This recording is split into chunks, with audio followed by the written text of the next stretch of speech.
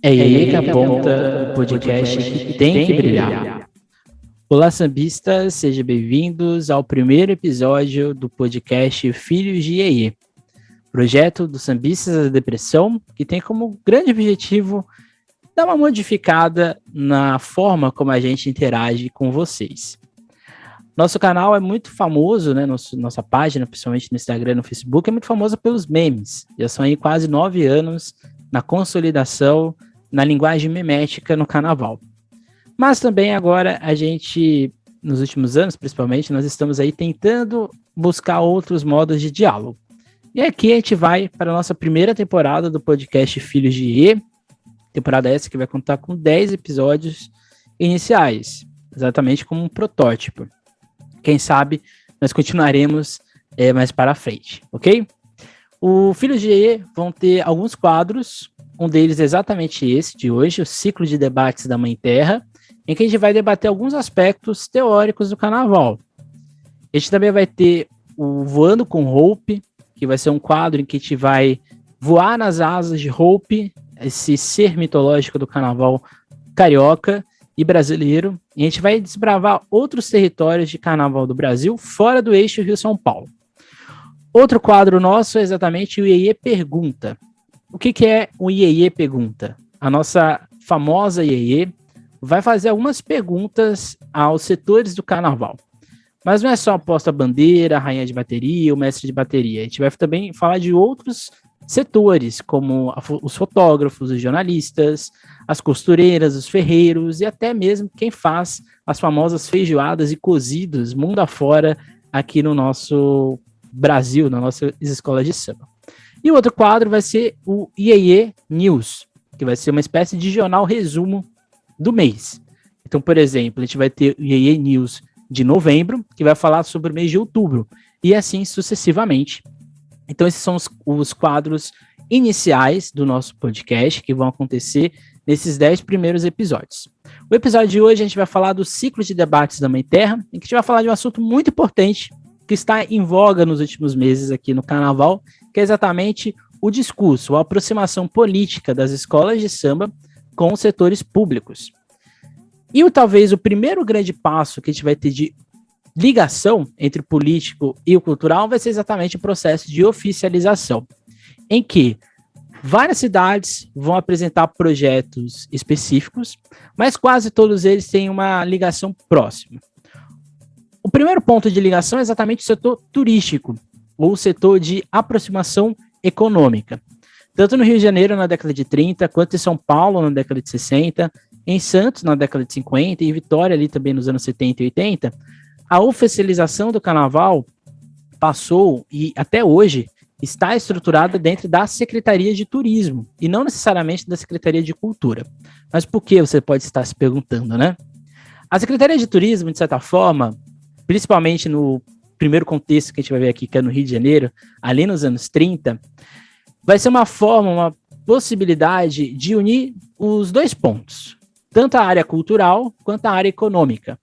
Coisa que se ficasse muito específica na cultura ou específica na área da economia, não iria para nenhum dos lados. Então, a estratégia foi exatamente a criação dessas empresas de turismo, que hoje a gente tem no Rio a Rio Tour, em São Paulo a gente tem a SP Tours, que são exatamente empresas do turismo, que têm como principal objetivo a organização desses eventos culturais, e o carnaval vai ser um deles. O segundo ponto que é comum nesse projeto de oficialização em quase todas as cidades do Brasil é que estes grupos de sambistas, eles não vão ser necessariamente cooptados, eles não vão ser necessariamente forçados a aceitarem essa oficialização. Boa parte desses grupos vão procurar as entidades organizadoras, órgãos políticos existentes para a consolidação exatamente desse projeto de oficialização. Então, ou seja, a oficialização, ela não é necessariamente um projeto ou uma forma de fim do carnaval como a gente, às vezes, tem na nossa perspectiva. A ideia de oficialização, a ideia do turismo, do lazer, ela é essencial dentro de todo esse projeto existente. No caso do Rio de Janeiro, a gente tem dois pontos que eu acho que são essenciais. Uma do prefeito, o Pedro Ernesto, e também do governo Vargas, principalmente no âmbito federal. Os primeiros desfiles que a gente vai ter de forma organizada vão ser em 1932, que a gente vai ter ali como protagonistas a Mangueira, a Vai Como Pode, que depois vai ser a Portela, Deixa Falar, que depois vai ser a São Carlos, e por último o Estácio de Sá, e a gente vai ter exatamente a Unidos da Tijuca. Mas o primeiro desfile, de fato, oficializado, organizado dentro de uma lógica que a gente vai ter, reconhecida do governo Vargas, vai ser de fato em 1935. Então são duas datas aí. Então a gente está falando da década de 30, a gente está falando desse período bastante conturbado da nossa existência. Eu vou ler aqui o trecho do jornal O Globo de 1932 sobre o processo de oficialização, que diz o seguinte: a oficialização da maior festa popular acarretou este ano o maior entusiasmo para os foguetes da folia. Numa época em que se fala de crise, em que as lamúrias dos descontentes fariam supor um carnaval menos quente, temos a grande festa cheia de calor e de vida. E com muito mais vida, foi uma ideia feliz, pois essa de proteger o carnaval pelo poder público. Então, ou seja, aqui tem um primeiro ponto que é importante, que a gente vai discutir daqui a pouco, que é exatamente a ideia do poder público, a ideia do setor da oficialização, dessa narrativa, dessa visualidade nacional, que é construída a partir do carnaval. Então, ou seja, se até hoje a gente tem esse discurso tão arraigado, né, do carnaval como um projeto cultural, um projeto que fala do nosso país, não é uma coisa que aconteceu do nada, é um projeto muito grande e bastante sedimentado. Esses primeiros desfiles que a gente vai ter ali em 32 e 35, a ideia é de eles serem de apenas 15 minutos por escola, e as escolas desfilariam numa ida e volta, então elas iam e voltavam dentro da passarela do samba. Então não era exatamente um cortejo linear, ele era um cortejo meio que de círculo, né? Um pouco mais circular. As escolas maiores não respeitaram muito esse tempo, exatamente por causa da sua grandiosidade, por causa também no número grande de pessoas, e assim vai crescendo ano a ano o modelo de carnaval. Então o modelo de carnaval que a gente tem hoje, ele não aconteceu do nada. Ele vai sendo desenvolvido nos anos 30, 40, 50, 60. Mas para a gente entender um pouco mais esse aspecto político, a gente vai agora conversar com o Gabriel, historiador, lá da Universidade Federal de Ouro Preto, para a gente entender um pouco mais esse aspecto político do poder público com o mundo cultural. Bem, então agora a gente vai falar com o Gabriel. Gabriel é historiador, lá da Universidade Federal de Ouro Preto. E, primeiramente, pode se apresentar, Gabriel, para o nosso público, para quem não te conhece, ou para você se apresentar também. Bem, eu sou graduado e mestre em História. Atualmente eu estou cursando o doutorado em História também aqui na Universidade Federal de Ouro Preto, em Mariana. E na minha breve trajetória de pesquisa, eu tenho me dedicado a estudar as cidades patrimônio. Então, eu tento fazer toda essa interface entre esses processos de construção de políticas públicas e o que vai acontecer, de fato, nas chamadas cidades históricas. Sim, Gabriel, uma coisa muito importante que a gente está discutindo ao longo desse episódio é exatamente a importância da política cultural, né? Qual a importância dessa política cultural nesse contexto de Brasil dos anos 30? Uhum. Bem, nessa década de 30 é quando a gente começa, de fato, a ter uma visão nacionalista de cultura, né? Uma interferência do governo nesse processo. Eu acho que é importante só a gente pontuar que no momento anterior a gente teve também isso, né? A gente pode apontar um primeiro momento que se refere à construção de identidades nacionais nessas regiões recém-emancipadas das metrópoles ibéricas no século XIX. Mas de fato, né, segundo vários autores que se debruçaram sobre esse tema, como a Ângela de Castro Gomes, a Lúcia Lippe de Oliveira, a Mônica Pimenta Veloso, a partir da década de 30, nesse período que a gente chama de Era Vargas, particularmente no Estado Novo, né, que vai de 1937 a 1945, é que a gente pode claramente ver ações que podem ser caracterizadas como uma política cultural do Estado brasileiro.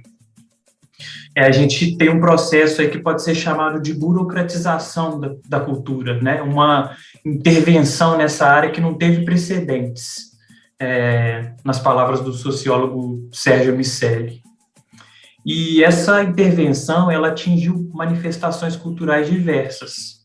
A música, o cinema, o teatro, os livros, o sistema educacional, né? E até os esportes. Mas é importante a gente falar também que essas ideias e projetos, que a gente pode sintetizar como uma visão nacionalista da cultura, elas já estavam circulando entre os intelectuais brasileiros nas décadas de 10 e 20 do século passado. E elas acabaram servindo como base desse projeto de Estado, né? Na arte, na cultura, de maneira geral, já existia uma discussão sobre identidade e os rumos da nação. E uma crítica também ao que posteriormente vai ser chamado de República Velha, né? Que é de 1889 a 1930. Então, esses intelectuais, eles estavam pensando nos problemas no Brasil, nos problemas do Brasil e o que poderia ser feito para resolver esses problemas, quais eram os remédios para esses males, né? Sim. E... Não, é porque você citou uma coisa muito potente, que é a ideia da burocratização e desse discurso que já estava acontecendo.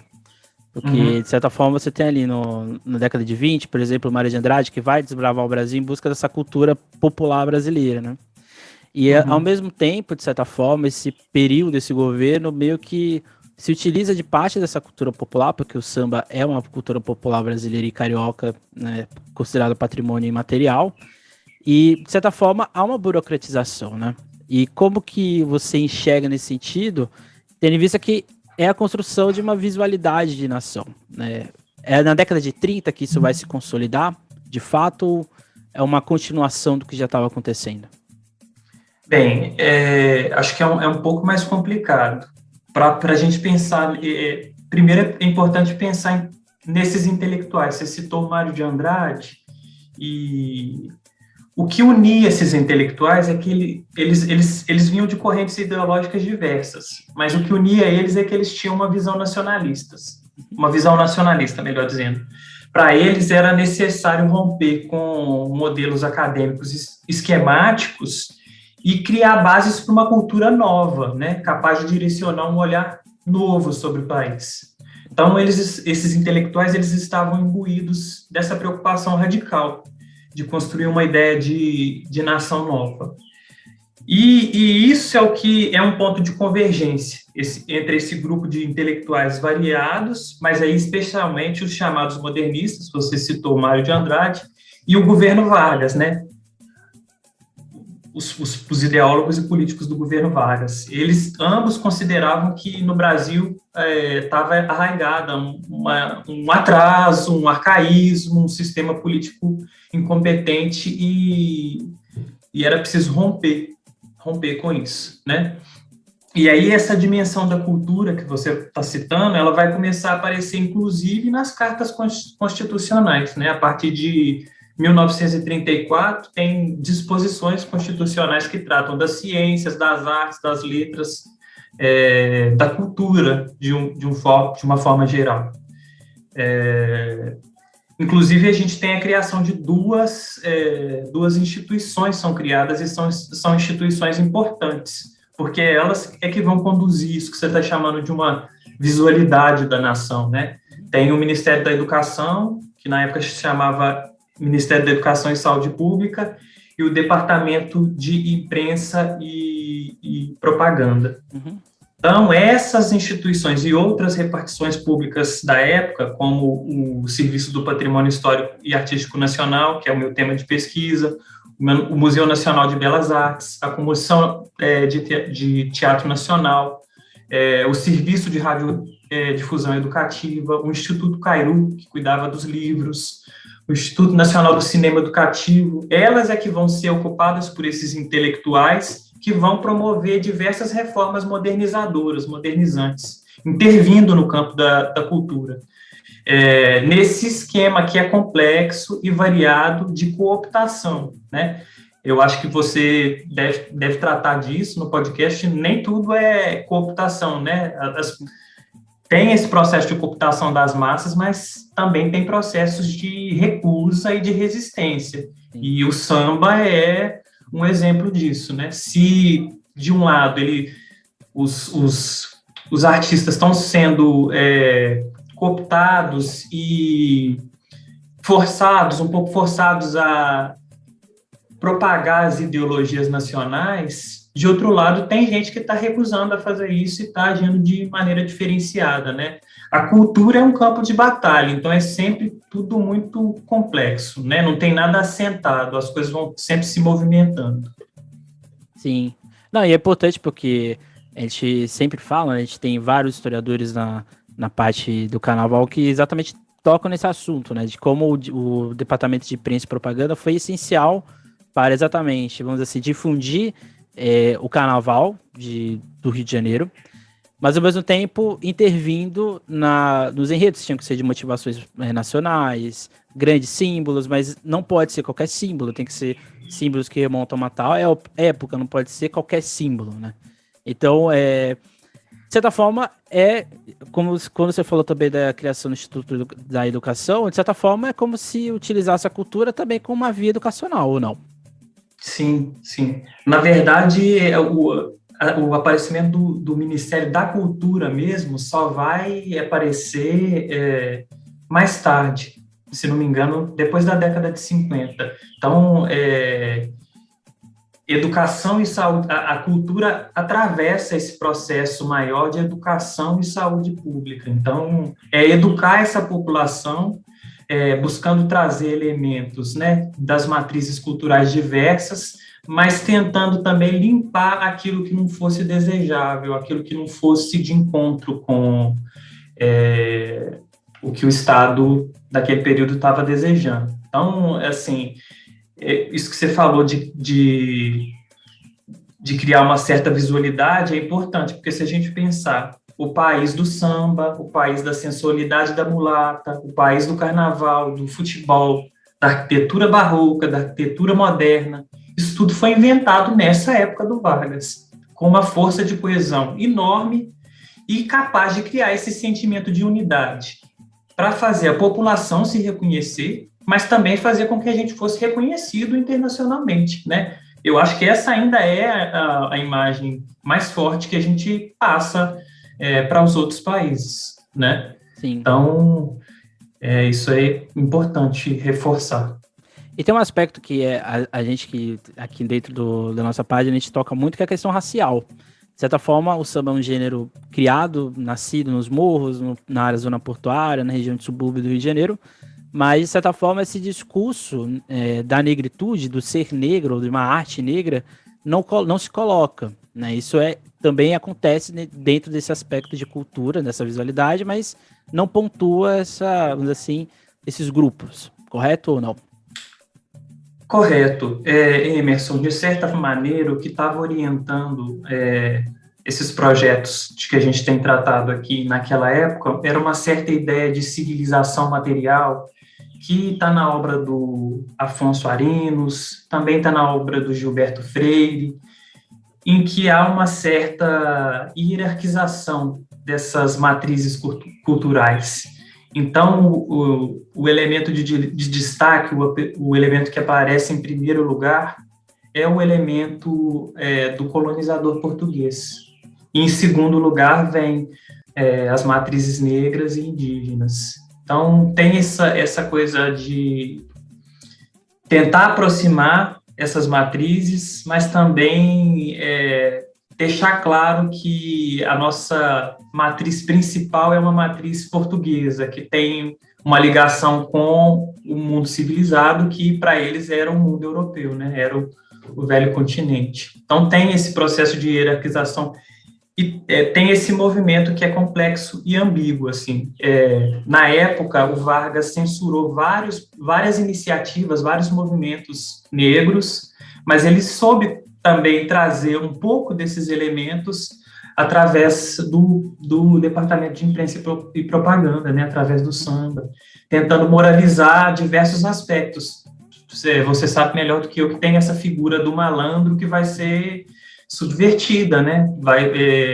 Várias letras vão ser transformadas para reforçar uma imagem positiva do trabalho e dizer que essa coisa de ser malandro não é bom para a pátria, não é bom para o país, né? O malandro vira meio que inimigo do país. Sim, só para contextualizar, né, a ideia do malandro é uma ideia que também está dentro da religião, na Umbanda, que cresce no Rio de Janeiro. O malandro é o Zé Pilintra, então ele é uma configuração de Exu, ele é uma pessoa que da rua, é uma pessoa que tem um certo anti-herói brasileiro. E citando aqui um sambista famosíssimo que mudou letras e criou letras dentro da ideia do trabalho, é o Noel Rosa. O Noel Rosa, ele meio que instituiu essa visualidade.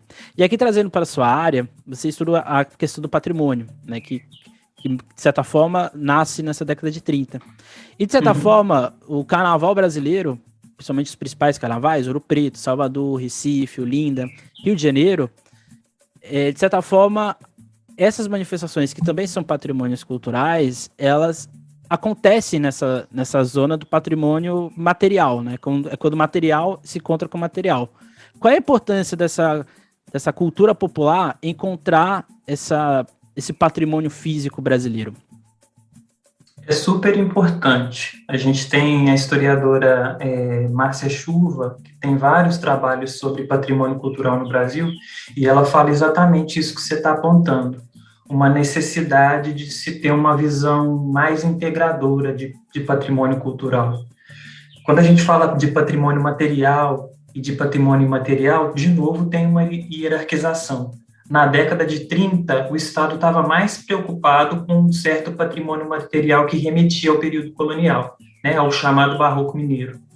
Essas manifestações mais amplas de cultura, né, uma visão antropológica da cultura, só vão aparecer mais tarde, ainda assim de uma forma desigual, né? A gente pode dizer que essa separação entre material e imaterial, ela faz muito sentido mais no âmbito da operacionalização dessas políticas públicas. Para mim está claro que não faz muito sentido separar isso. Então, é importante, sim, pensar essa visão integrada de patrimônio para a gente conseguir escapar um pouco dessa visão mais estreita, antiga de patrimônio, que olha só para uma certa materialidade, né? E passar a reconhecer manifestações que são diversas aquelas que a gente consagrou, né? Que seria a arquitetura colonial, por exemplo. Então, e isso faz também, Emerson, eu penso que faz com que as comunidades negras, as comunidades das periferias também se reconheçam, vejam a sua experiência, vejam o seu espaço vivido ali, as suas experiências cotidianas e comecem a enxergar os patrimônios ali, sabe? Eu acho que isso é importante como um processo de construção de cidadania. Senão a gente sempre fica tentando...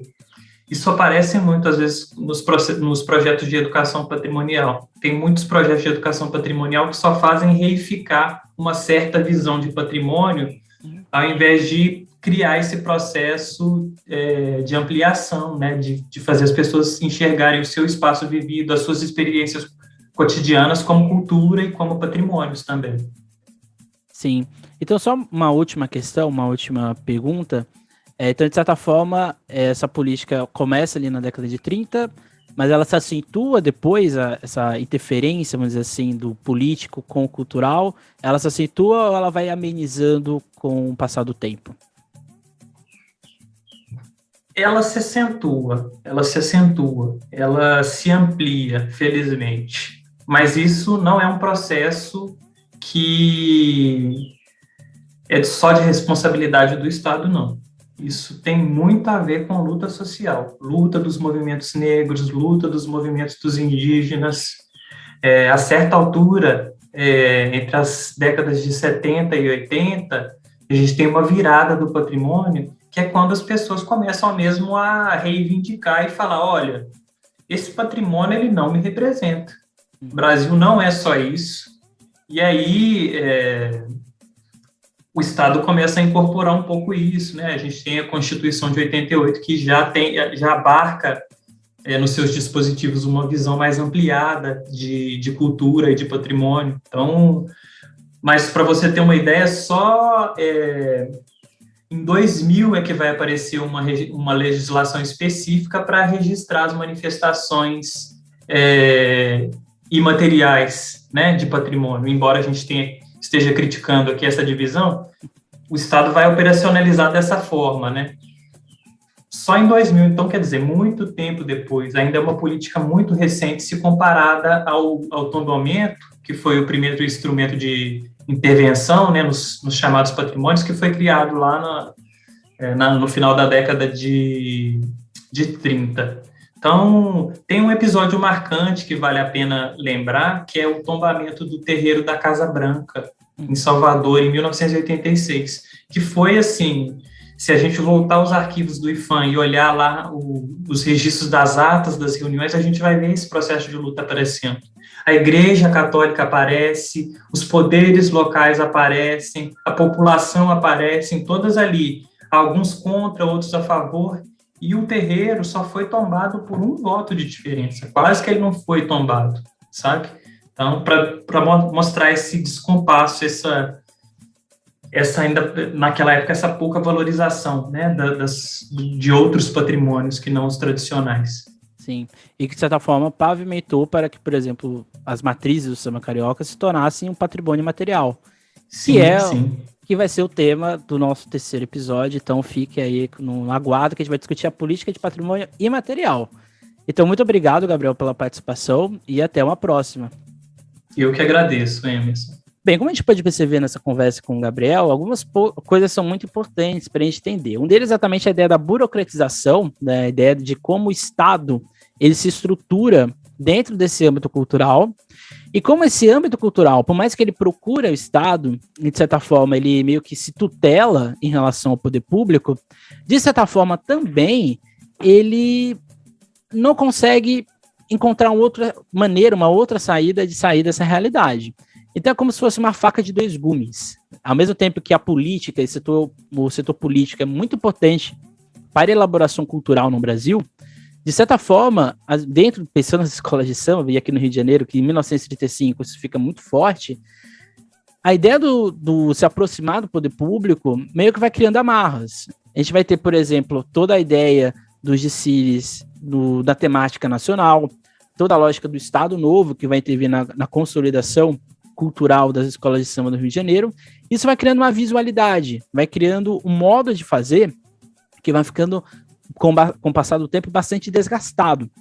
Claramente, essa ligação com o setor público, ao longo dos tempos, esse processo de oficialização, vai encontrar também o setor midiático, o setor fonográfico, que vai interferir e muito na consolidação do que a gente conhece hoje de escola de samba.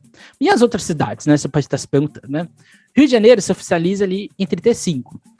A cidade de Santos, que era até então o segundo maior carnaval do Brasil na época, vai ser oficializado em 1956. E o Carnaval de Santos ele tem uma particularidade em relação ao Carnaval de São Paulo, por exemplo, porque a sua formação é muito similar ao do Rio de Janeiro. E a aproximação com o setor oficializado, né, com essa oficialidade do Estado, também vai acontecer de forma rápida. Porque, por exemplo, a primeira escola organizada que a gente vai ter em Santos, que é exatamente a X9 paulistana, ela vai se desenvolver ali na década de 40. Então, alguns anos depois, a gente vai ter a oficialidade do Carnaval Santista.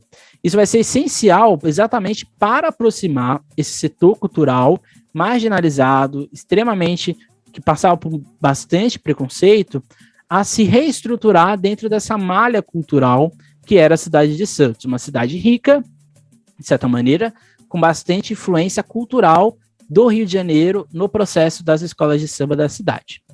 Diferente de São Paulo. São Paulo tem um carnaval extremamente antigo, que está acontecendo ali na década de 10 e 20 nas ruas, com blocos, com cordões, com cursos, mas as escolas de samba vão surgir somente em 1949, de fato, né, com uma consolidação um pouco mais de estrutura de escola de samba. A primeira escola é de 37, que é a Lava Pés, mas ela tinha ainda uma estrutura de cordão, que ela vai acontecer, vai se remodelar nos anos 40. Então, ou seja, o Carnaval de São Paulo vai se oficializar apenas em 68, já no contexto de ditadura militar, já em um contexto em que a aproximação com o poder público também foi procurada pelos sambistas. E quem foi que fez a intervenção? Não foi exatamente os sambistas, seu Nenê, seu Carlão, que foram até a prefeitura. Foi exatamente a intervenção de um jornalista, que é o Moraes Sarmento. Essa interlocução, né, entre o popular, o jornalístico e o poder público faz com que o prefeito Faria Lima oficialize o Carnaval de São Paulo em 68.